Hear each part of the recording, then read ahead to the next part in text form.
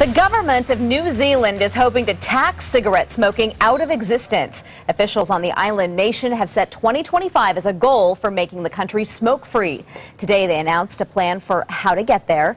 During the next 4 years, the tax on cigarettes in New Zealand will be increased by 40%. When it reaches its peak, the tax on a pack of cigarettes will be the equivalent of $15. Now, critics of the idea say the high tax could lead to a black market or force people to commit crimes in order to get enough cash to buy those cigarettes. So what do you think of New Zealand's plan? And today our guest, former WNBA player Katie Christensen, joining us. We're so excited that you are with us. Thanks for having me. The country wants to stamp it out, wants to stamp out smoking by 2025. Okay, so what is it? My question is it because they don't like people smoking? It's a nuisance, the cigarette smoke, secondhand smoke, or is it they're saying it's a health risk?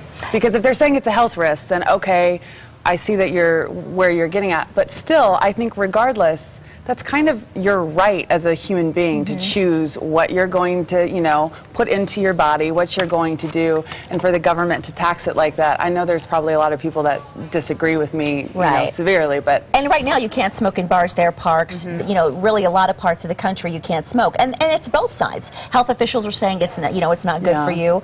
But a lot of folks say the government really does not have this right to invade your privacy. Yeah, I don't think that they do either. I mean, even to me, it's a little frustrating that in the United States they say, okay, outdoors in places, in parks in New York. Like I just moved from New York about 6 months ago. They had made it you can't smoke on beaches, you can't smoke in Times Square, you can't smoke in all these places. And it's like, okay, well, outdoors, that's getting a little bit intrusive into people's rights. Like how do you designate places? And especially in New York, a city where millions of people visit from all over the world, how are you supposed to enforce something that people don't know about anyway? So, I mean, yes, I don't agree with smoking. It's not good for you. It's not healthy. Sure. But who is the government to say that you're not allowed to do it? So they're taking a step too far, in your opinion. Yeah, and a lot of you agree with that. On Facebook, Noel Rosen says, we should do that here. Loretta James DeMasi says, a black market boom will happen. Canada tried something like this, and then they got rid of it. Linda Marconi Francis, good for New Zealand. Why are so many other countries always doing the right?